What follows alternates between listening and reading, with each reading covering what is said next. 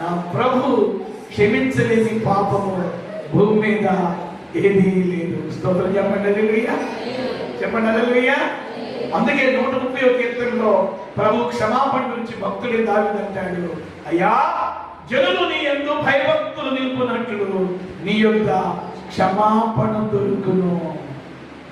ఏం దొరికింది చెప్పండి, ఏం దొరికిందండి? క్షమాపణ దొరికింది. ఆయన క్షమించుటలో మార్పు లేని దేవుడు. రాత్రి వాక్యం ద్వారా పట్టబడ్డాడు. తను చేసిన పాపాలన్నీ జ్ఞాపకం వస్తుంటే వచ్చి అంటున్నాడు, ఈ పాపాలు ఆయన ఏ పాపాలు చేశాడో నా దగ్గర ఒప్పుకుంటున్నాడు.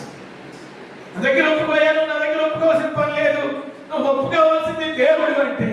కాదు పాస్టర్ గారు, నేను ఇంత ఘోర పాపిని, ఇన్ని పాపాలు చేశాను, నన్ను ప్రభు క్షమించు.